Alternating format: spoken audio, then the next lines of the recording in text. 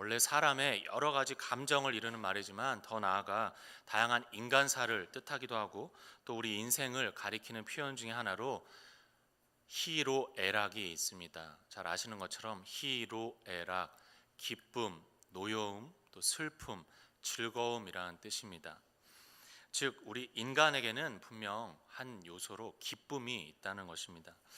근데 보통 여러분은 어떤 때 기쁘십니까?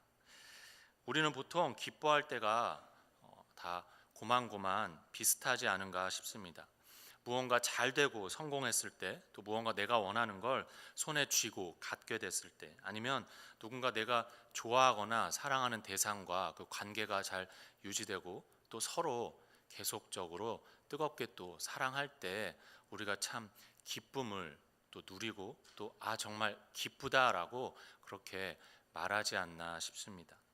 근데 참 안타까운 현실은 우리가 너무나도 잘 알고 절절히 잘 경험하듯이 그렇게 세상에서 나고 또 우리 인간들 사이에 생긴 그런 기쁨들은 우리가 돌아보면 별로 오래가지도 못하고 또 진정으로 우리에게 참 만족을 주는 그런 기쁨도 절대로 아니었습니다. 그런 우리에게 오늘 1절 말씀은 기쁨과 관련하여서 귀한 진리의 빛을 전해주고 있습니다. 끝으로 나의 형제들아 주 안에서 기뻐하라. 사도 바울은 이 빌립보서의 거의 마지막 부분에서 저렇게 끝으로 나의 형제들아라고 강조하면서 당시의 빌립보 교인들에게 주 안에서 기뻐하라라고 말씀합니다.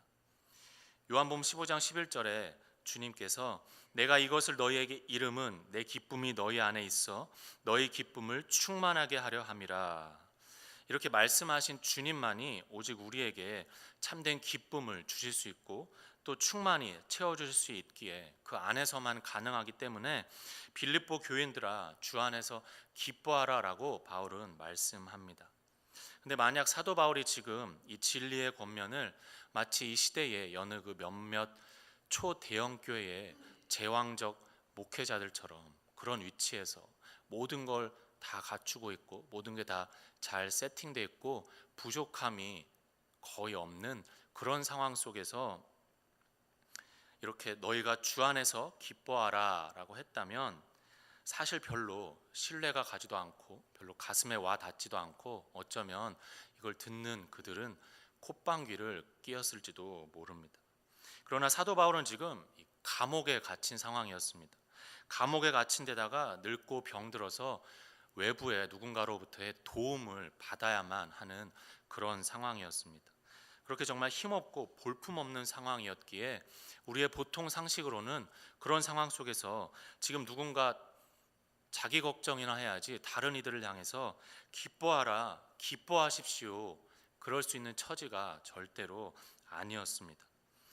그러나 그럼에도 불구하고 사도 바울은 담대하게 이 기쁨에 있어서의 진리의 권면이자 말씀을 이렇게 당시의 빌립보 교인들에게 또 지금의 우리에게 전해주고 있습니다. 정말 간절한 마음으로 나의 형제들아 주 안에서 기뻐하라. 이 1절 말씀이 오늘 우리에게도 여러 가지 기쁨이 필요한 부분들이 있지 않습니까? 성도로서 가장 먼저 물론 예배의 기쁨, 또 구원의 기쁨, 신앙의 기쁨, 또 우리의 일의 기쁨, 사역의 기쁨, 가정의 기쁨, 이런 여러 가지 삶의 기쁨들이 회복되어야 하고 또 채워져야 할 그런 부분들이 있을 텐데 오늘 주 안에서 기뻐하라는 그 말씀으로 우리에게 기쁨이 채워지고 회복되면 먼저 정말 좋겠습니다. 이어서 바울은 1절 하반절에 내가 이전에도 너희에게 했던 말을 내가 다시 반복해서 너희에게 전한다. 그런데 그렇다고 해서 내가 전혀 수고롭거나 힘들지 않다. 이렇게 전하는 것이 너희에게 안전하기 때문이다 라고 하면서 이제 경고를 합니다. 2절 말씀에 개들을 삼가고 행악하는 자들을 삼가고 몸을 상해하는 일을 삼가라. 여기 지금 개들 또 행악하는 자들 몸을 상해하는 일이 나오고 있습니다. 다름 아닌 이 율법주의를 경고하는 말씀입니다. 교회 안에 교묘히 침투해 들어온 복음만 필요한 것이 아니라 복음 플러스 something, 예수 믿는 믿음의 할례도 필요하다고 주장하던 그런 유대 율법주의자들을 향해서 강력히 경계하고 경고하고 있는 것입니다. 그래서 저렇게 삼가라 삼가라 삼가라 히브리인들에게 완전수인 3번을 통해서 반복해서 힘주어 경계하고 경고해주고 있습니다. 이 모습을 보면서 우리는 무엇을 깨닫습니까? 이렇게 자기의 수고도 마다 않고 다시 반복해서 할 만큼 훈계하고 또 훈계하는 그런 어려움, 번거로움도 다 마다 않고 복음의 진리를 지키고자 간절히 힘쓰고 애쓰는 복음의 노장이 된 사도 바울의 진리를 향한 열심과 분투를 우리는 확실히 볼 수 있습니다. 진리를 지킴에 있어서 어떤 상황 속에서도 이런 감옥에 갇히고 인생의 황혼역에 됐을지라도 목숨 걸고 진리를 지키고자 하는 모습을 보여줍니다. 사도 바울의 이 모습이 특별히 진리에 별반 관심이 없는, 관심은 물론이거니와 열심은 더더욱 없는 이 시대의 사람들, 또 때론 이 시대의 교회들과 그리스도인들에게조차도 참으로 중요한 귀감이 되고 또 뼈아픈 경고가 되고 있습니다. 그런 현대의 우리들의 모습은 예수님의 십자가 사건 당시에 그 재판 장면에서 이런 말을 했던 빌라도의 모습과 꼭 닮아 보입니다. 요한복음 18장 38절에 빌라도가 이르되 진리가 무엇이냐 하더라, 이 말을 하고 다시 유대인들에게 나가서, 빌라도는 당시에 자기 앞에서 직접 내가 진리를 증거하러 왔다, 무릇 진리에 속한 자는 내 음성을 듣는다라고 그렇게 밝히는 예수께 진리가 뭐냐, 도대체 진리가 무엇이냐라고 반문은 합니다. 그러나 그 대답도 채 듣기 전에 정작 진리 자체이신 예수를 눈앞에 두고 예수가 코앞에 와 있는데도 대답도 듣기 전에 그냥 쌩하니 확 나가버립니다. 진리, 그런 진리 따위에는 아무런 관심도 열심도 전혀 없는 모습을 잘 보여줍니다. 그리고 그 모습이 바로 이 시대에 우리들의 많은 경우임을 또 참 잘 대변해 주고 있습니다. 진리보다는 진급과 같은 그런 성공에, 또 영생의 진리보다는 여생의 계획에, 또 정말 중요한 우리의 구원의 진리, 다른 말로 사후 대책보다는 노후 대책에, 또 진리이신 예수보다는 또 문화생활이라는 그런 허울 좋은 미명 아래 예수보다는 예술에 더 목숨 걸고 더 추구하고 더 사랑하는 그런 악한 세태이자 세대가 바로 이 마지막 시대이자 또 우리들의 슬픈 자화상이 아닌가 싶습니다. 그렇게 진리에 너무 무관심하고 소홀하기에 이미 너무 많은 교회들 안에 세속주의가 자리를 잡고, 세속주의, 그러니까 세상과 별반 다를 바가 없는 것입니다. 세상과 똑같은 자리를 추구하고 세상과 똑같은 가치를 추구하면서 그 누가 봐도 세상과 교회가 아무런 차이가 없는 것입니다. 또 온갖 타 종교들과 타협의 모습이 난무하고 더 위험하게는 그런 신천지와 같은 온갖 이단들이 활개치며 돌아다니면서 교회들을 잠식하고 파괴해 가는 것입니다. 그러나 우리가 당장 우리 교회 역사만 돌아보아도 그 교회 역사를 또 어떻게 말하면 진리 수호의 역사라고 말할 수 있습니다. 진리를 수호함에 있어서, 진리를 지킴에 있어서 목숨 걸고 지켜온 것입니다. 그 수많은 순교자들의 피를 뿌려가면서 그 귀한 피를 진리의 방패 삼고 성벽 삼아서 철저한 진리 사수의 좁은 길을 눈물겹게 걸어왔습니다. 우리의 신앙의 선배들이 지금까지도 그렇게 치열하게 걸어오고 지켜오면서 진리를 막아서 왔습니다. 그리고 그 진리 수호에 구체적인 도움과 울타리가 되었던 방편들이 바로 교회 역사의 마디마디마다 굵직굵직하게 있었던 신앙 고백과 교리 문답들이었습니다.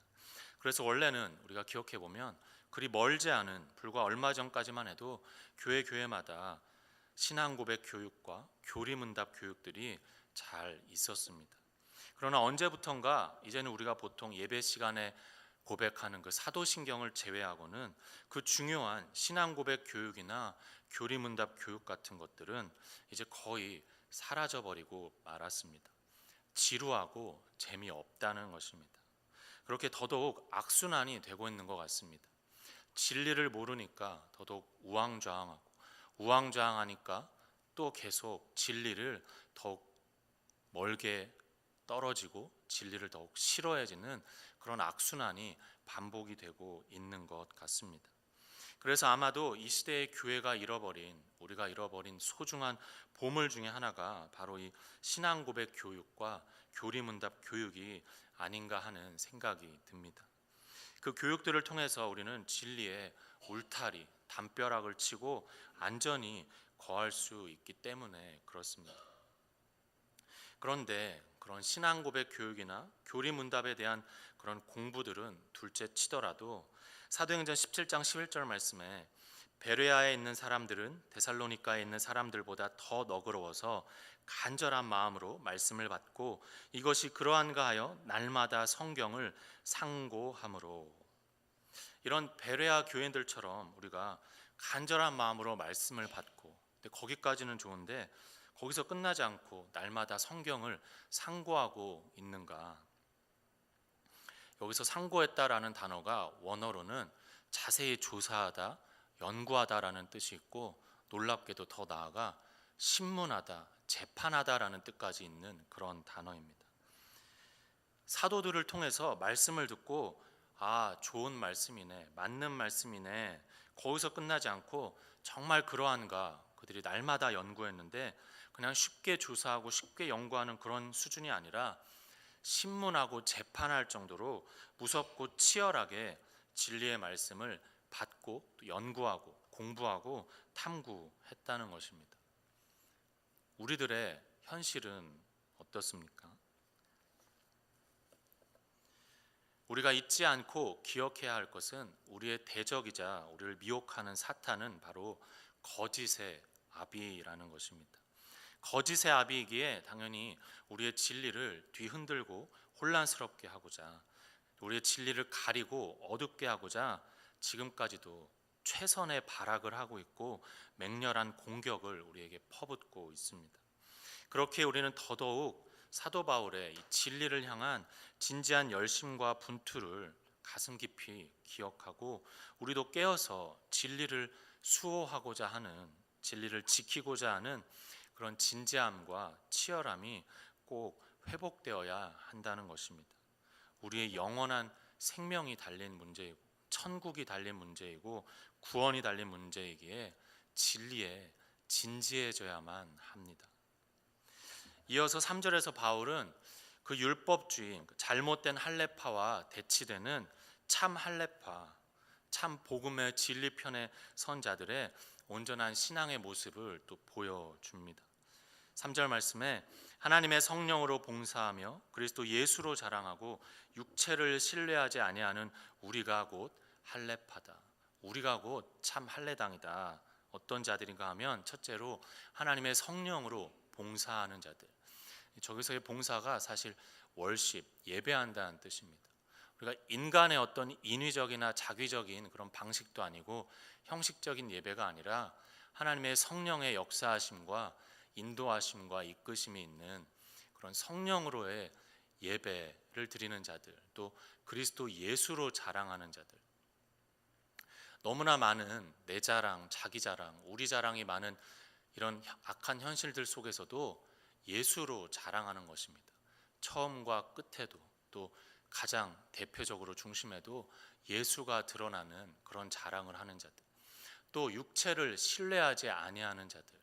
육체를 신뢰하지 아니한다 함은 나에게 있는 그 어떤 것도 근거로 내세우거나 나에게 있는 그 어떤 것도 나에게서 나오는 것을 신뢰하지 않는 것입니다.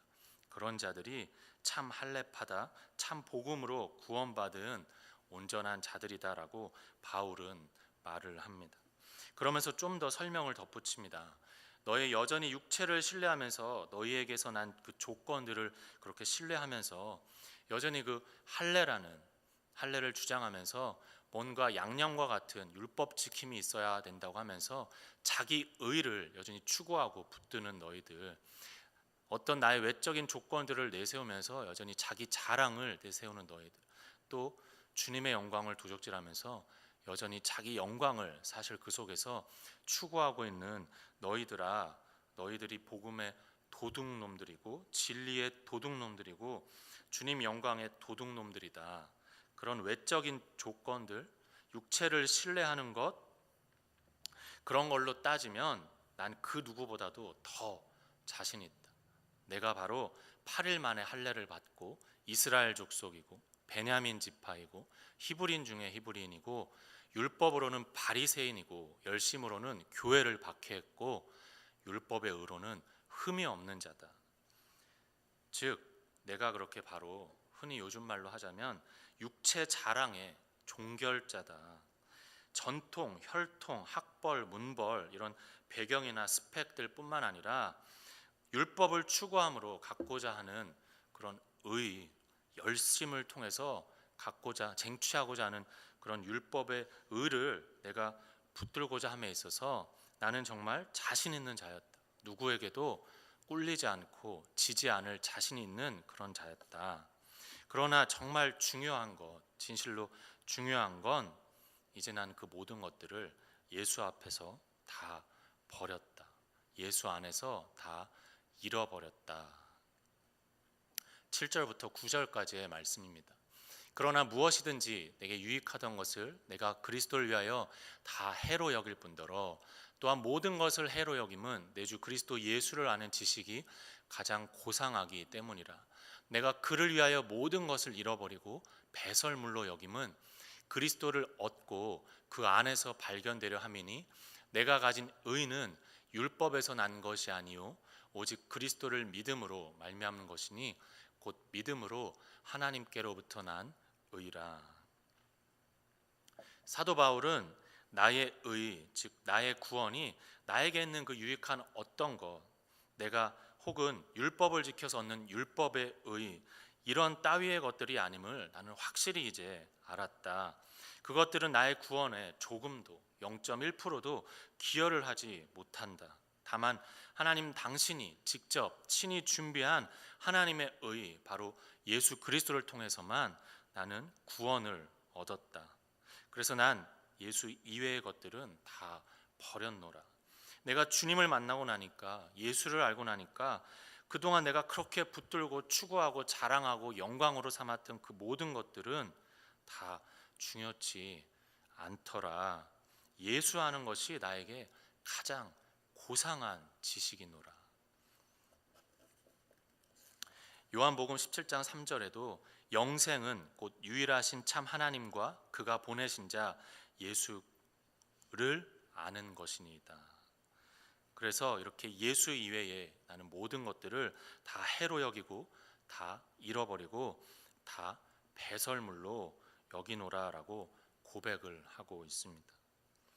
보통 고백이 아님을 우리는 봅니다. 그냥 쉽게 내가 그동안 가졌던 이것들을 이제는 버리고 이제 좀 다른 것들을 취했다라는 그런 정도의 고백이 아닙니다. 배설물 잘 아시지 않습니까? 너무 더러운 말이지만 변기의 오물이라는 뜻입니다. 푸푸라는 뜻입니다. 또 원어로 보면 좀 우리 개를 사랑하는 미국 실정에는 별로 맞지 않는 것 같지만 원어에는 개에게나 던져버려야 할 쓰레기라는 그런 뜻을 가지고 있습니다. 그러니까 이전까지는 내가 트레저, 보물로 여겼던 것들을 이제 나는 트래시로 여긴다. 그리고 나는 이제까지 내가 트래시처럼 여겼던 그 예수를 이제는 나에게 있어서 가장 귀한 보물, 트레저로 여긴다. 그렇게 바꿨노라라고 고백을 하고 있습니다. 단순한 강조나 과장법 정도가 아닙니다. 정말 이제는 완전히 나의 모든 세계관, 이 세상을 바라보는 세계관, 가치를 어디에 둘 것인가라는 가치관, 행복관, 또 나의 모든 꿈, 비전, 추구, 목적, 초점, 표대, 표적이 이제는 완전히 예수로 바뀌었노라라고 고백하고 선언하고 우리에게 전해주고 있는 것입니다. 우리도 우리 인생들 가운데 우리가 소위 말하는 믿는 구석들이 있지 않습니까? 우리의 배경 가운데에 어떤 물질이 될 수도 있고 소유가 될 수도 있고 사람이 될 수도 있고 학력이 될 수도 있고 그 어떤 또 다른 스펙이 될 수도 있고 모든 것들. 근데 우리는 그거를 정말 이 말씀 앞에서 또 사도 바울의 실제 삶처럼, 너희는 나를 본받으라 그랬던 그 사도 바울의 삶처럼 우리는 또 다 버릴 수 있습니까?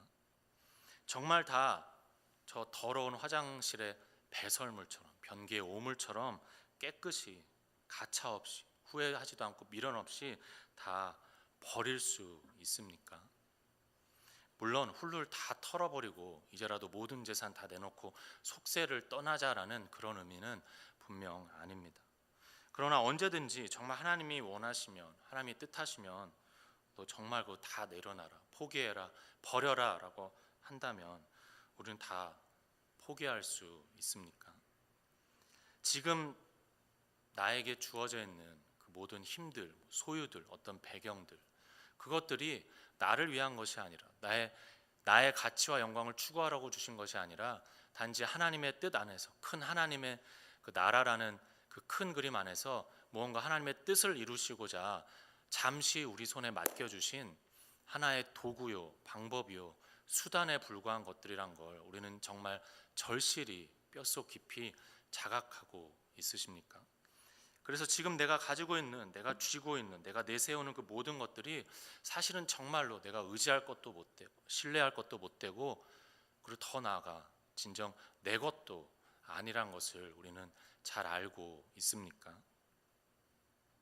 정말 예수만을 나의 확실한 트레저로, 보물로 우리는 잘 붙들고 있는가라는 것입니다. 예수님을 좀 더 생각해 봅니다. 히브리서 1장 1절부터 2절 중반까지의 말씀에 옛적의 선지자들을 통하여 여러 부분과 여러 모양으로 우리 조상들에게 말씀하신 하나님이 이 모든 날 마지막에는 아들을 통하여 우리에게 말씀하셨으니, 예수님은 우리를 향한 하나님의 모든 계시의 이 정점이자 또 중심이셨습니다. 즉 계시의 중심이셨습니다. 근데 계시의 중심이었다라는 말은 또 바꾸어서 말하면 그 하나님의 계시가 기록된 것이 성경이기에 또 성경의 중심이시다라는 말도 됩니다. 예수님도 직접 말씀하시지 않았습니까? 이 성경이 곧 내게 대하여 증거하는 것이로다. 그래서 성경도 어떤 한 인격체를 가리키고 있는가? 넓게는 하나님의 나라이지만 좁고 핵심적으로는, 실체로는 예수를 가리키고 있습니다. 이 성경을, 구약과 신약을 간단히 정의할 수 있습니다. 구약은 오실 예수, 신약은 오신 예수를 가리키며 증거한 것이 성경 66권의 귀하고 보배로운 말씀입니다. 또 성경의 중심이 예수라 함은 성경 안에 우리 모든 세상과 인류의 그 시작과 종말이 다 담겨 있기에 바꿔 말하면 또 역사의 중심이란 말도 됩니다. 그래서 실제로 우리가 역사를 가를 때에도 Before Christ 또 아노 도미니 하면서 AD, BC로 예수를 중심으로 실제로 또 나누고 있습니다.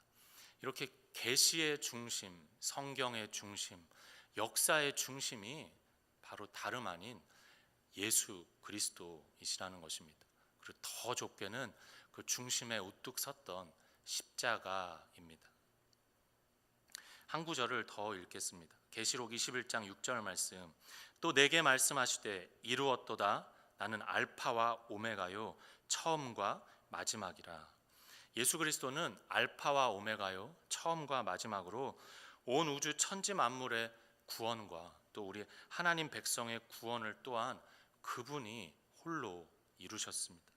그래서 그가 십자가에서 다 이루었다 성취하셨고, 또 이렇게 계시록 끝에도 내가 이루었도다라고 선포를 하십니다. 십자가에서는 예수님이 성취하신 것이고, 계시록 끝에서는, 세상 끝날에는 예수님이 완성을 하시는 것입니다. 그런 분이 우리 주 예수 그리스도이시기에, 그렇기 때문에 우리가 우리의 오늘을, 내일을, 인생을, 영생을 맡기고 의탁하며 살아갈 수 있는 것 아니겠습니까? 만약 그렇지 못하다면, 그렇게 우리의 구원 하나 똑바로 끝까지 책임져 주실 수 없는 분이라면 어떻게 그런 무능력하고 무책임한 분에게 우리의 소중한 인생과 영생을, 우리의 삶과 하루하루를, 더 나아가 저 영원한 하늘나라를 소망하며 맡길 수가 있겠습니까? 나는 알파와 오메가요 처음과 마지막이라 내가 이루었도다 라고 선포하신 그 예수, 또 믿음의 주요 온전케 하시는 인 예수, 믿음의 시작과 끝, 믿음의 근원과 완성이 되는 예수, 그 예수가 사도 바울에게 있었던 것이고, 그리고 그 예수는 우리가 이제껏 오늘 말씀을 통해 살펴본 것처럼 사도 바울에게는 중요한 것이 그냥 예수가 아니라 오직 예수가 있었던 것입니다. 우리에게 혹시 복음의 능력이 없습니까? 복음의 능력이 좀처럼 나타나고 있지를 않습니까? 그렇다면 왜 그런 것입니까? 그 복음에 담겨 있는, 복음은 분명 힘이 있다고 했는데 왜 그 구원의 능력, 은혜의 능력, 믿음의 능력, 생명의 능력이 왜 나타나고 있지를 않는 것입니까? 우리에게는 왜 사도행전에 분명히 기록되어 나타나고 있는 그 폭발적인 성령 행전의 역사, 초대교회의 역사, 거침없는 복음의 대행진의 역사가 도대체 왜 없는 것입니까? 오늘 본문 말씀에 비추어 답을 내려본다면 우리에게 예수는 분명히 있을지 몰라도 오직 예수는 분명히 없기 때문입니다. 나를 시원케 하고 나를 만족케 하고 나를 번성케 하고 내 미래, 내 가정, 내 자식은 밝고 힘있고 휘황찬란하게 만들어줄 그런 바알 예수, 만몬 예수는 우리에게 있을지 몰라도 우리에게 참 능력을 주시는 참 신앙과 부르짖음의 대상이 되는 오직 예수는 어쩌면 없기 때문입니다. 그러니까 기껏 허다하게 많은 경우 많은 교회에서도 그저 얄팍한 우리의 이런 일천한 짱구머리로 굴려가면서 무슨 늘 획기적인 아이디어, 획기적인 프로그램, 사람들의 이목을 끌만한 흥미로운 행사들로 그런 것들로 한번 어떻게 방법을 모색해 보곤 하는 것입니다. 그러면서 점점 더 교회는 본질과 능력을 상실해 가고 있습니다. 바울에게 있던 오직 예수, 고린도전서 2장 2절 말씀에서는 또 이렇게 확실히 나타납니다. 고린도전서 2장 2절 말씀, 내가 너희 중에서 예수 그리스도와 그가 십자가에 못 박히신 것 외에는, 내가 너희 중에서 예수 그리스도와 그가 십자가에 못 박히신 것 외에는 아무것도 알지 아니하기로 작정하였습니다. 오직 예수, 우리 그리스도인들에게 주어진 우리 평생에 우리 손에 하나님이 감사하게 쥐어주신 성령의 단검, 그 오직 예수가 되기를 바랍니다. 우리가 이제까지 오늘 말씀을 통해서 크게 나눈 세 가지, 예수 기쁨, 주 안에서 기뻐하라, 진리 사수, 그다음에 오직 예수, 이 세 가지가 이 저녁에 오신 우리 모두에게 귀한 복음의 말씀이 되기를 간절히 축복하며 바랍니다.